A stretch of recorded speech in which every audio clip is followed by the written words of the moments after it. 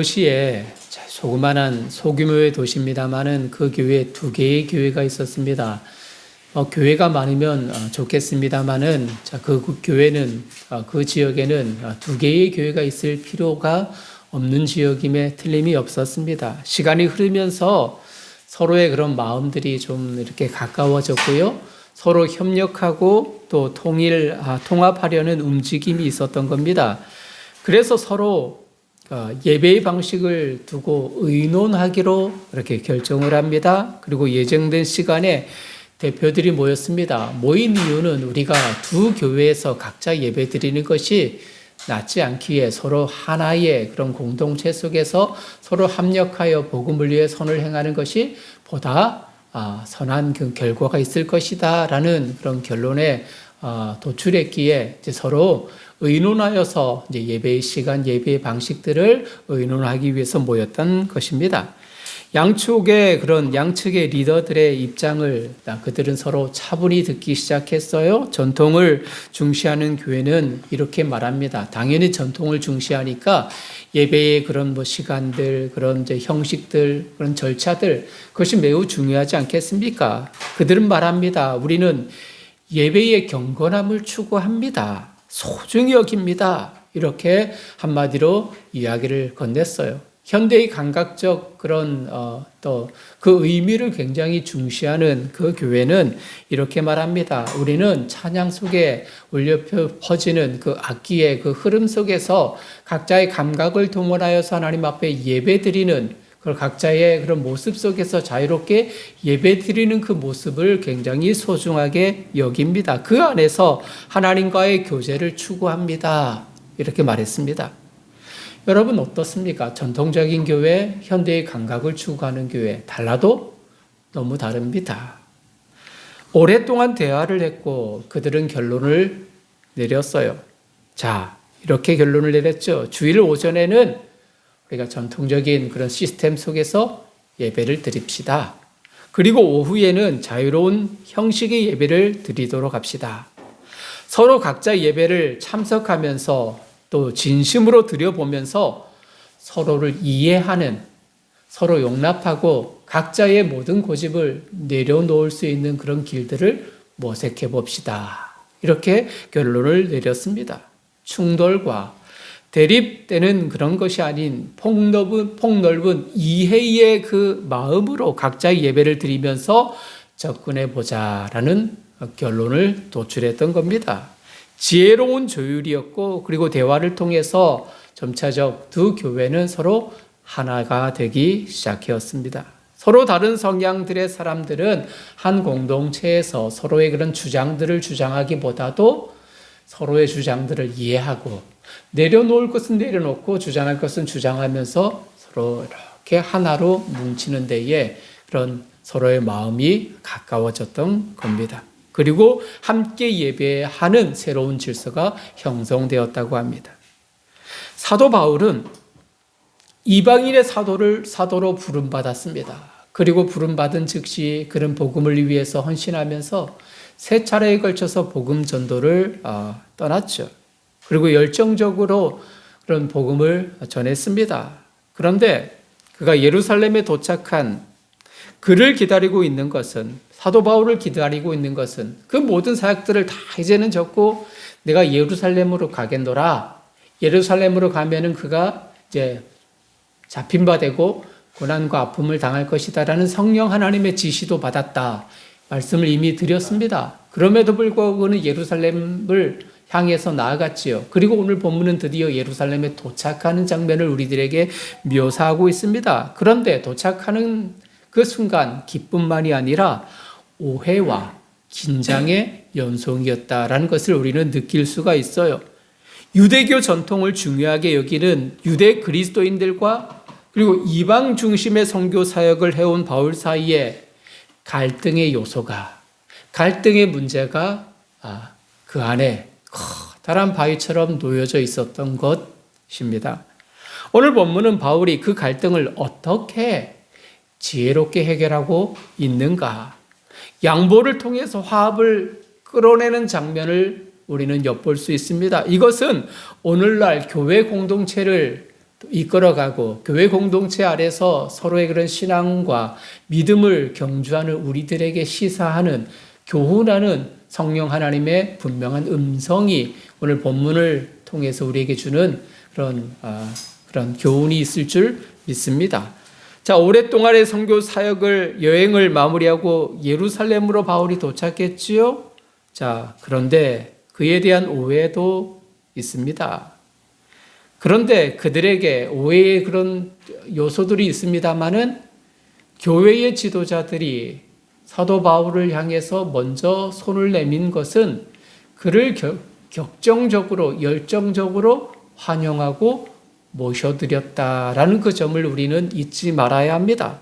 17절에 보면 성경은 우리들에게 이렇게 말합니다. 예루살렘에 이르니 형제들이 우리를 기꺼이 어떻게 했다? 영접하느니라. 이렇게 이야기를 했습니다. 기꺼이 사도 바울을 교회 지도자들은 맞이합니다. 바울이 예루살렘에 도착하자 형제들이 그를 기꺼이 맞이한 것이지요. 그리고 그들에게 바울은 자신의 사역을, 그동안의 일정들을 공동체 안에서 서로 나누며 하나님께서 이방인 가운데에 행하시는 모든 기적과 그 복음의 역사들을 일일이 보고했던 겁니다. 증거했습니다. 그 이야기를 들은 모두가 기뻐합니다. 특히 야고보와 장로들도 하나님께 영광을 돌리지요. 아주 짧은 구절이고 이야기입니다만 주님의 공동체와 구성원들이 기본적으로 가져야 하는 마음을 우리들에게 시사하기 충분합니다. 다른 배경, 다른 스타일의 사역을 감당해도 우리가 하나님의 일을 할 때, 하나님의 일하심을 볼 때에는 사람이 아니라 하나님께 영광을 돌려야 한다라는 사실을 우리가 느낄 수 있는 거예요. 교회 안에서도 보면은 매우 다른 구성원들이 모여 있습니다. 그렇죠? 여러분들 작은 무리입니다만은 매우 다른 배경 속에서 살아왔고 또 다른 생각을 품고 또 서로 다른 길을 모색하는 이들이 한 자리에 모여서 그 예배의 그런 공동체를 이루고 하나님을 예배한단 말입니다. 지방색도 있습니다. 오랫동안 골이 깊었던 영호남의 그런 정치색은 지금까지도 문제가 되곤 합니다. 보수와 진보 그리고 남녀의 차이도 분명 존재합니다. 가진 자와 또 가지려고 노력하는 그런 자들의 차이도 분명히 있어요. 그런 영적 해안이 필요합니다. 이런 모든 것들을 하나의 구심점으로 보고 그것을 해결하고자 하는 영적인 그런 시각이 우리 안에 필요하단 말입니다. 그리고 이 일을 통해서 우리는 하나님께 영광을 돌려야 하는 것이지요. 사랑의 마음으로 받아주고 품을 때 공동체는 평안해질 수 있습니다. 먼저 그런 선입견을 가지고 거부할 것이 아니라 그런 예루살렘 교회 지도자들처럼 사도 바울을 기꺼이 맞아들이고 하나님께서 하신 일들을 기꺼이 보고 듣고 그 일로 인하여서 하나님 앞에 영광 돌리는 그 태도가 우리 안에 필요하단 말입니다. 그러나 사람이 모인 집단은 늘 오해가 있을 수 있습니다. 그렇죠? 편견이 있을 수 있습니다. 쉽게 변하지 않습니다. 흔히들 이런 이야기를 하잖아요. 사람은 고쳐 쓰는 것이 아니다. 일반 사람들이 그렇게 이야기합니다. 신앙을 가지고 있는 이들마저도 이렇게 이야기를 합니다. 우리가 신앙을 가져도 믿음이라는 그런 공동체 속에서 서로 하나님의 나라라는 십자가의 그 길들을 굳건히 걸어가지만 사람은 잘 쉽게 변하지 않더라. 고쳐 쓰는 게 아니야. 이렇게 푸념 섞인 말들을 하고 나지 않습니까? 세상이 얼마나 악으로 덮여 있으면 변하지 않는 인격을 가진 이들이 많은지 세상의 사람들이 흔히 말하는 속삭임입니다. 사랑의 관계, 또 성령 하나님이 다스리는 교회 공동체 안에서도 오해가 있을 수 있어요. 오늘 읽은 본문 안에서도 우리가 느낄 수 있지 않습니까? 사도 바울이 가진 견해와 그리고 유대 공동체, 예루살렘 교회의 그런 구약의 그런 배경 속에서 신앙생활을 여전히 이어왔었고 그리스도 예수님을 영접함으로 새로운 백성이 되었지만 그들 마음속에서는 사도 바울에 대한 편견과 오해가 분명히 그들 안에 존재했다는 이야기입니다. 유대인 성도 사이에 바울에 관한 소문이 있었는데 어떤 소문이었습니까? 바울이 율법을 무시한다. 우리는 그리스도 예수님의 복음의 진리를 마음에 영접하지만 그래도 율법이 가르치는 그 계명을 아주 소중히 여기는데 듣기로는 사도 바울이 율법을 무시한다고 하더라. 율법을 지키지 않는다고 하더라. 이런 소문을 들었습니다. 그리고 유대인의 전통을 파괴하는 장본인이 사도 바울이었다. 이렇게 오해하고 있습니다. 여러분 사실입니까? 사실이 아닙니다. 이방인을 향한 복음 전도자로 사명받았지만 그가 가는 곳마다 가장 먼저 찾은 곳은 어디입니까? 유대회당이었어요. 유대회당에서 유대교의 전통을 따르는 그런 유대인들을 향하여서 먼저 복음을 전했고 그들을 그리스도 예수님의 이름으로 복음 안에 초청했던 사람이 사도 바울입니다. 이런 전통과 율법과 규범에 철저했던 사람이 바울입니다. 다른 교회도 아니고 예루살렘 교회입니다. 가장 전통적이고 유대의 규범이 절대적인 곳에서 신앙을 유지하는 유대인 성도들에게는 바울에 관련된 이 소문은 아주 크나큰 충격임에 틀림이 없었어요. 소문으로 들었던, 귀로 들었던 바울이 그들 가까이에 있습니다. 드디어 그 장본인이 예루살렘으로 돌아온 것입니다. 성도들은 성토하지요. 진상조사를 해야 된다. 지도자들에게 그렇게 말합니다.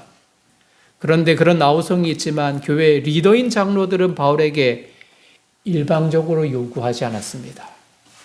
강요하지 않았습니다. 사도 바울이요. 잘 들어보세요. 지금 성도들이 유대 전통을 가지고 있는 것을 지키고 복음 안에 있는 그들이 지금 당신에 대한 오해를 갖고 있습니다. 당신이 적극적으로 해명해야 됩니다라고 이렇게 사도 바울을 얽매이지 않았습니다. 강요하지 않았습니다. 이방인을 복음으로 변화시키려는 의도였음을 그들은 알고 유대 성도들을 향하여서 설득하고 또 설득했고 사도 바울과 대화를 통하여서 접촉점을 찾고자 노력했던 겁니다. 바울과 바울을 인정하지 않는 이들과의 화합과 이해를 적극적으로 도모했고요.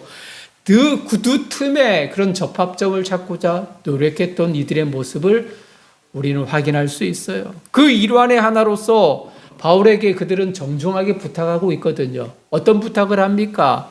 바울이 율법을 존중하고 있음을 보여주는 의식을 거행하는 것이 어떻습니까?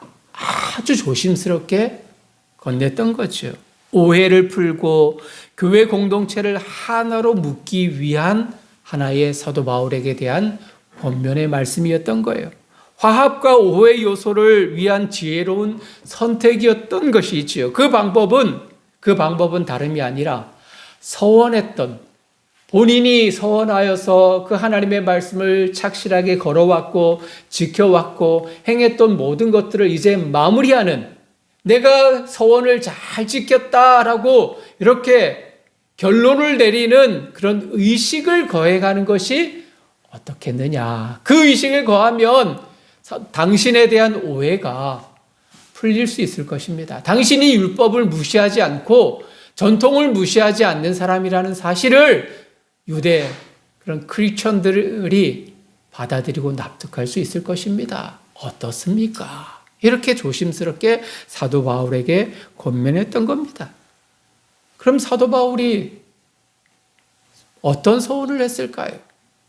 바울이 했던 서원은 구약에 우리가 잘 알고 있는 나시린의 그런 서원과 유사하다라고 말씀을 드릴 수 있어요.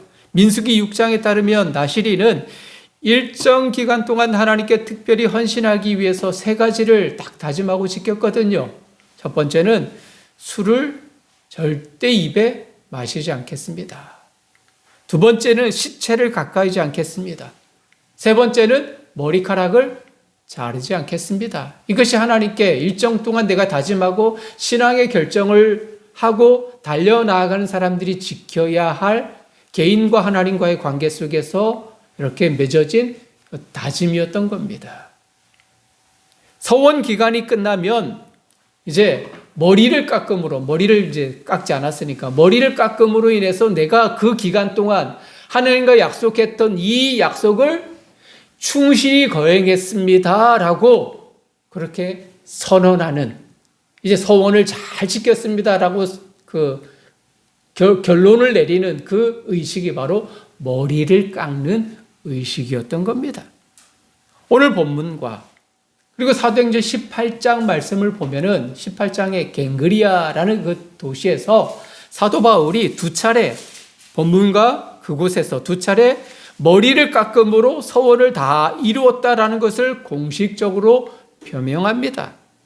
물론 그가 어떤 서원을 했는지는 알 수는 없어요. 어떤 서원, 그 서원에 자신이 목표했던 그 하나님 그 나라, 하나님 복음을 위해서 헌신하기로 했던 그 내용은 구체적으로 성경에 기록되어져 있지 않기에 그 내용은 알 수는 없습니다만, 다만 그가 율법의 요구를 무시하지 않는다, 그런 편견, 율법을 소중히 여긴다라는 하나의 방식으로 서원의 완성이라고 말할 수 있는 머리를 깎는다는 것은 율법과 유대 전통을 소중히 여긴다는 것을 보여주는 행위였음에 틀림이 없는 것입니다. 바울은 장로들을 권유해 기꺼이 서원했죠.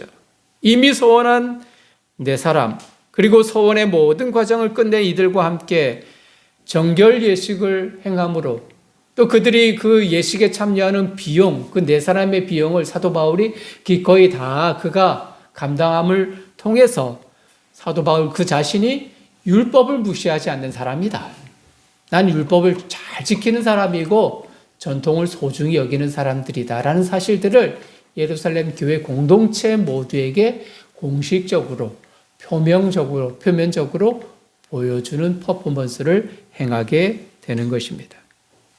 사랑하는 성도님들, 사실 어렵지 않습니다. 무엇이?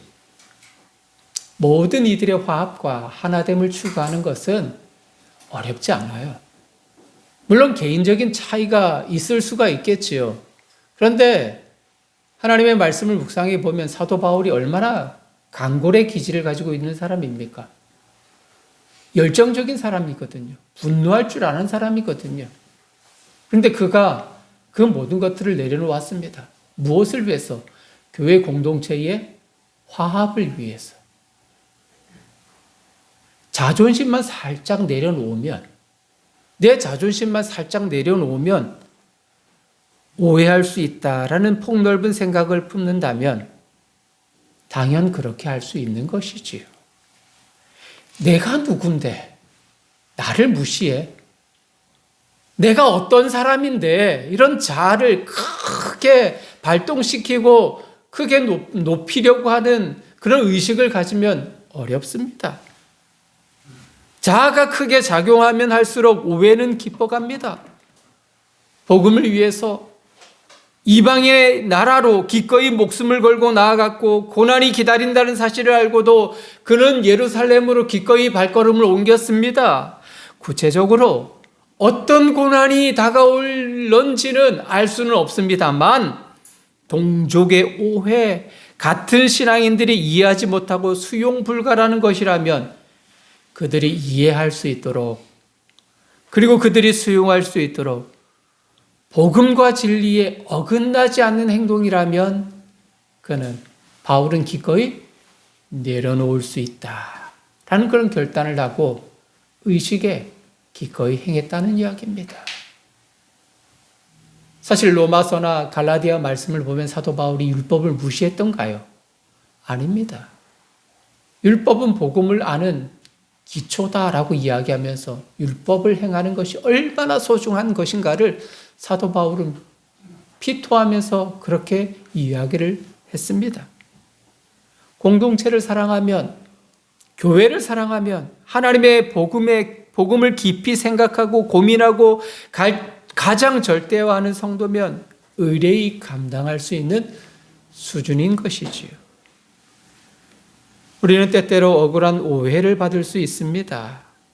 그럴 때 자기 태도를 고수하기보다 오해를 풀기 위해서 양보하고 배려하는 자세, 그 자세 필요하다는 것을 오늘 본문은 우리들에게 교훈해주고 있는 거예요. 분노할 이유가 없습니다. 물론 화가 날 수도 있겠죠. 사도 바울을 생각해 보세요. 화가 날 수도 있죠. 내가 이방 사람들을 전도하기 위해서, 그들을 구원하기 위해서 그들이 그렇게 꺼리는 율법과 그런 모든 면들을 그런 강력하게 이야기할 수 없었을 뿐인데 나를 이해할 수 없어 그렇게 분노하고 그들과 대립각을 세울 수 있었습니다마는 그렇게 하지 않았습니다. 오히려 그것을 내려놓고 양보하고 배려하면서 진리를 왜곡하지 않는 그런 범위 내에서 상대의 눈높이에 맞추어 화합의 길을 선택한 바울의 그 길을, 그 방법을 우리는 배울 수 있단 말입니다. 바울은 이것, 즉 서원을 끝낸다는 표식을 수용함으로써 자신의 자유를 제한하는 대신 공동체의 유익과 평화를 택합니다. 복음의 본질을 훼손하지 않는 한 문화적이고 전통적 그 양보를 통해서 공동체의 화합을 이루는 것이 옳다고 판단했던 겁니다. 우리가 진리가 아님에도 다른 이들을 배척하거나 정죄하는 태도는 바른 것이 아닙니다. 진리 위에 굳게 서되 상대를 배려하고 이해하려는 태도가 있을 때 교회는 더욱더 건강해질 수 있는 거예요. 양보는 패배가 아닙니다. 수긍하고 받아들인다고 절대 아랫사람이 아닙니다. 도리어 성숙이고요. 화합은 복음의 능력을 드러내는 방법인 것이지요. 말씀을 마무리하도록 합니다. 우리는 오늘 본문의 사도 바울의 결정과 기꺼이 내려놓고 기꺼이 모든 이들과 하나 되기 위하여서 자신의 그런 자존심을 내세우지 않는 사도 바울의 그 방식을 보면서 우리 안에 생각나는 딱 한 분이 계셔요. 여러분이 생각하는 그분이 맞습니다. 그리스도 예수님이십니다. 예수님이 이 땅에 오셔서 물론 30년간 부모 아래에서 목수로서 복량하고 섬기며 살아오셨고 또 마지막 3년의 그 기간을 공생애로 살아오셨지만은 사역을 하셨지만 얼마나 많은 오해를 품고 우리 주님이 그렇게 사셨습니까? 주님의 거룩한 일을 유대인은 알지 못했거든요. 깨닫지 못했거든요. 현세적이고 물질적인 그 왕만을 추구했었지. 주님이 걸어가시는 영적인 진리와 그 십자가의 그 길을 유대인들은 절대로 이해하지 못했던 겁니다. 그래서 주님을 향해 돌을 던지고 침을 뱉고 십자가를 지게 만들었던 그 장본인이 유대인이었던 것이지요. 그러나 주님은 억울하다. 그 어떠한 말씀도 하지 않았습니다.